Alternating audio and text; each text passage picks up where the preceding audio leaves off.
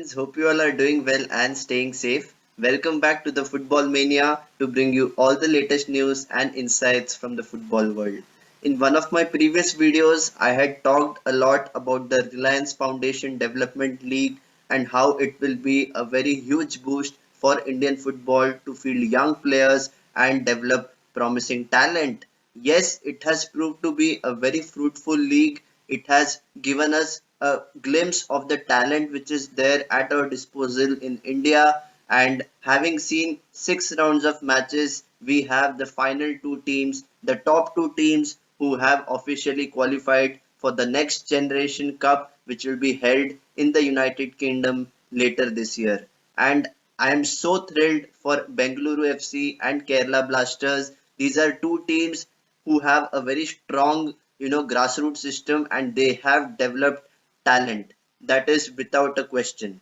And I have to say this, that every time I look at these two teams, there is a style of play, a pattern of play which is so attractive to watch. You have most of these ISL clubs who compete in the RFDL. Yes, they showed glimpses of talent. There were occasions where I was seeing some very attractive transition from defense to attack, and most of these young players had to prove a point, because if we don't keep such developmental leagues, just imagine the trickle effect it can have on the next generation. And this is the starting point, the stepping stone towards the highest pyramid, and I am sure that the RFDL will be a success for many years to come.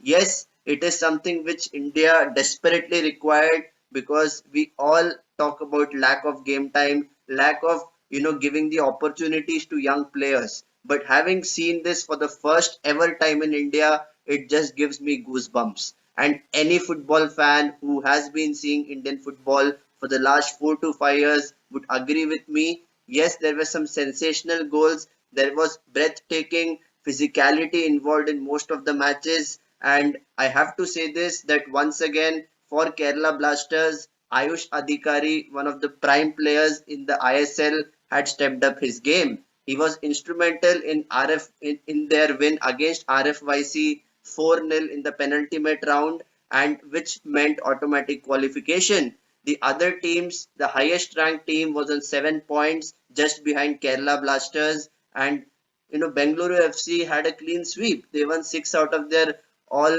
6 matches, and they secured 18 points. That just goes to show that football is not just restricted to major cities. You have to look at talent from the rural areas, from the semi-urban areas, from where these ISL clubs are scouting talent. And one such prime example, to be honest, is Shiva Shakti, who hails from Karaikudi in Tamil Nadu. Yes, he is someone who is not known too well.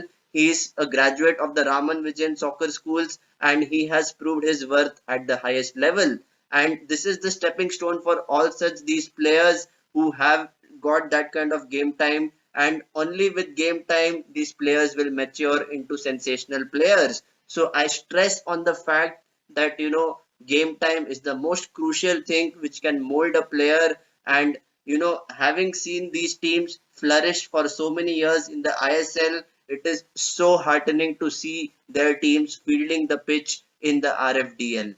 And I just can't wait for the next generation cup in UK, because you will be playing against reserve teams of the Premier League who have a different quality, who have the physicality, and the intensity of the game will be completely different. It will be really interesting to see what kind of tactical tweak and what kind of playing system will these two teams, Kerala Blasters and Bengaluru FC, come up with in the next generation cup. And as far as other teams are concerned, yes, they will be quite delighted with the fact that they were able to field players who, in the other situation would be just sitting at home and doing their regular training sessions. And it just gives scope for many better things to happen in Indian football. If you talk about, having the AIFF Youth League for 4 or 5 months, that is just one aspect of youth football. But what about the players who are above the age of 18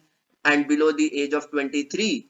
This is the developmental league, which is the ideal scenario for any player in that age bracket. And this is where most of the developed ecosystems also flourish. They have that kind of system where under 23 leagues are structured, they are played all across the country, and that gives rise to generational talent. And once again, we have seen that there have been some exceptional players, and once again, kudos to Kerala Blasters and Bengaluru FC for fielding some quality players and completely ripping apart the RFDL. So, guys, please let me know who was your standout players from these two particular teams in the RFDL, and what do you expect these teams to do when they come up against major Premier League reserve teams in the Next Generation Cup later this year.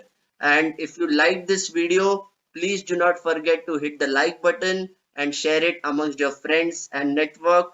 And I just can't wait for the summer transfer window to come, because we'll be seeing some sensational transfers happening at the elite level, and at the same time there are some interesting, exciting, promising talents coming up, not just in India but in the rest of the world. So please stay peeled for regular videos from the Football Mania, and if you have not yet subscribed to my channel, please hit the subscribe button, and for regular updates please hit the bell icon.